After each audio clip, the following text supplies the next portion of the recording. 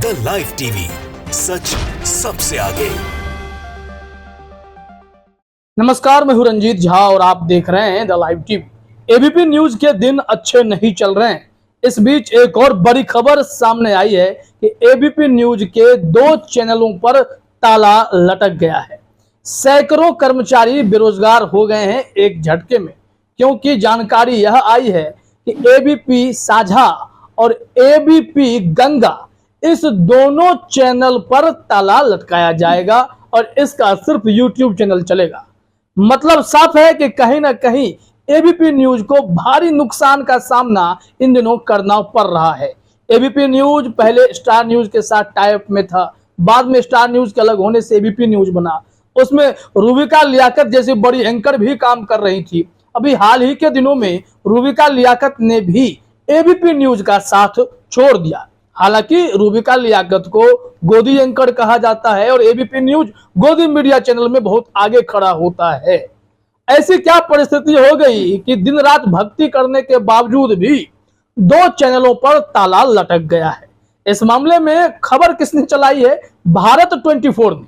भारत 24, जी हाँ, वही चैनल जिसमें रूबिका लियाकत वर्तमान में जॉब कर रही हैं, जिन्हें अपनी जिद से जेसी चंद्रा ने बुला लिया था। और अब रूबिका लियाकत वहां भी मोदी सत्ता का गुणगान करेंगी। यह ऐलान तो सीईओ साहब जगदीश चंद्रा जी ने पहले ही कर दिया। तो रूबिका लियाकत के लिए बदला कुछ भी नहीं है कि उनके तेवर बदल जाएंगे या फिर वो मोदी जी की भक्ति करना छोड़ देंगे, ऐसा भी कुछ नहीं है। इस चैनल ने भी कहा है कि हम सरकार का गुणगान करते रहेंगे, ये हमारी प्राथमिकता है। उनके पत्रकारिता की प्राथमिकता सिर्फ और सिर्फ सरकार के भजन गाने तक ही सीमित है।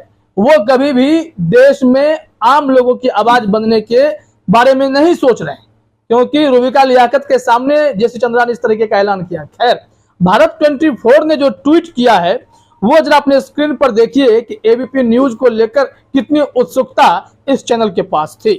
भारत 24 ने ब्रेकिंग खबर लिखा है कि एबीपी ग्रुप का बड़ा फैसला, 2 रीजनल चैनल्स को डिजिटल में कन्वर्ट करने का फैसला। एबीपी गंगा और एबीपी साझा को डिजिटल में कन्वर्ट करने का फैसला।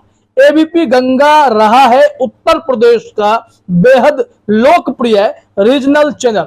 उत्तर प्रदेश में एबीपी गंगा की पकड़ अगर इतनी अच्छी थी तो फिर बंद करने की नौबत क्यों आई?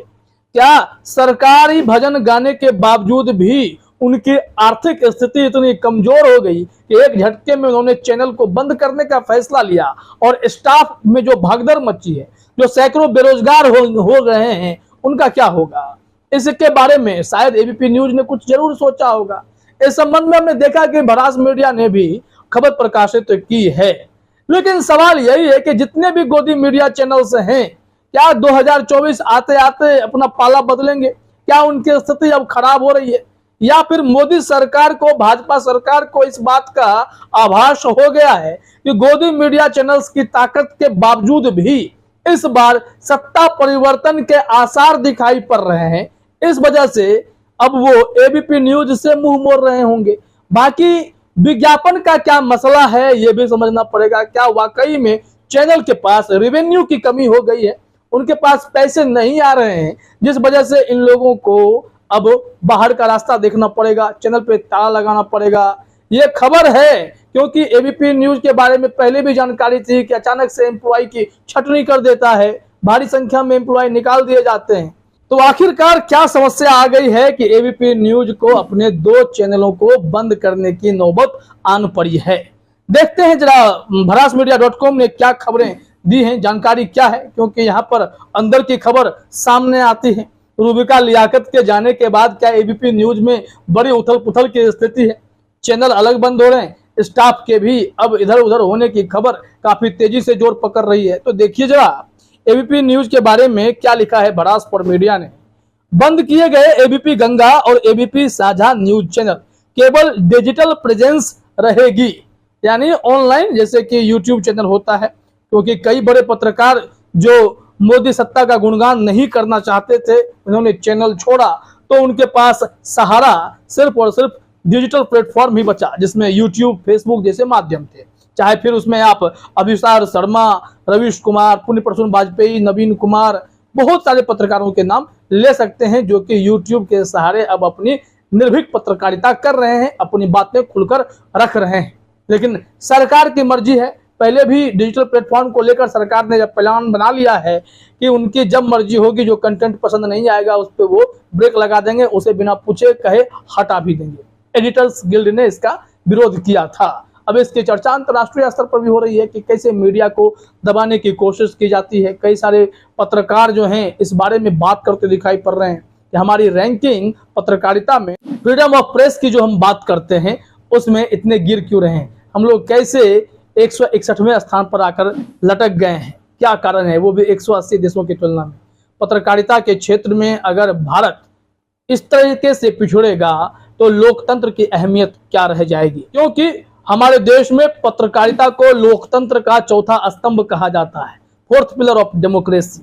लेकिन ऐसे चैनल बंद हो रहे हैं, जो चैनल हैं वो गोदी मीडिया बन चुके हैं, मोदी भजन कर रहे हैं, सत्ता का गुणगान करने में लगे हुए हैं, तो फिर आम लोगों की पत्रकारिता कौन करेगा, दबे कुचलों की आवाज कौन बनेगा। क्या आपने देखा है कि टीवी चैनल्स पर कहीं आम लोगों की बातों को प्रमुखता से उठाया जा रहा हो? नहीं, दिन रात हिंदू मुसलमान पर डिबेट होंगे और हर चैनल का फॉर्मेट तकरीबन ऐसा ही हो गया है और सरकार के कामों को लेकर बढ़ा चढ़ाकर पेश करेंगे।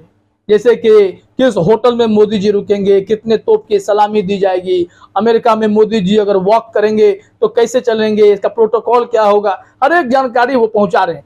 इससे क्या आम लोगों के जीवन पर कोई असर पड़ेगा? पत्रकारिता का असर क्या आम लोगों की जिंदगी में इस कदर पड़ रहा है जिससे सबके स्टैंडर्ड में, लाइफ स्टैंडर्ड में बदलाव आ जाए, या फिर उनकी जो हकमारी हो रही है उस पर असर पड़े? ऐसा कुछ भी नहीं है। तो जरा देखिए, जरा खबर में क्या कहा गया है कि पूरे देश के विज्ञापन बाजार में आई 40% गिरावट के चलते एबीपी ग्रुप ने एबीपी गंगा और एबीपी साझा चैनल को बंद करने की औपचारिक घोषणा कर दी है। अब ये चैनल केवल डिजिटल नेटवर्क पर दिखाई देंगे। इस घटना से आज नोएडा स्थित एबीपी कार्यालय में निराशा का माहौल छा गया है।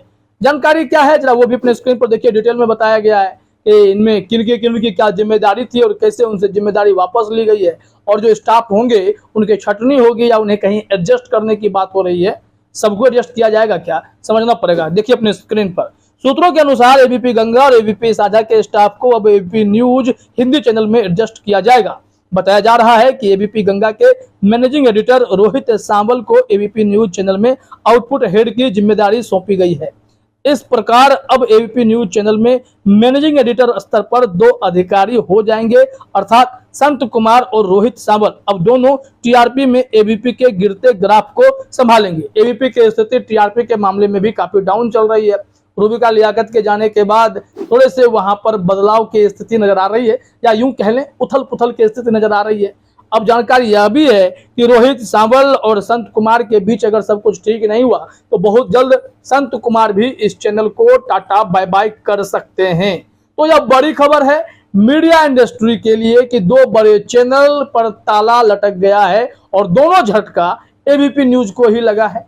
विज्ञापन के क्षेत्र में गिरावट आई है और मोदी भक्ति करना भी काम नहीं आया है, जिसके चलते अब यहाँ पर इन पत्रकारों का क्या होगा जो वहां काम कर रहे थे, उनकी छटनी होगी या भरासफॉरमीडिया.com के मुताबिक उन्हें एबीपी न्यूज में एडजस्ट किया जाएगा। कितनों को किया जाएगा, बाहर का रास्ता ही दिखाया जाएगा। यही विकल्प हो सकता है। जो सिलेक्टेड टॉप जर्नलिस्ट होंगे, जो अच्छे पोजीशन पर होंगे, वो सेट हो जाएंगे, जिससे रोहित सांबल की बात हो रही। तो देखिए आगे क्या होता है। फिलहाल इस वीडियो में इतना ही। आप सभी का हमसे जुड़ने के लिए बहुत बहुत धन्यवाद। द लाइव टीवी, सच सबसे आगे।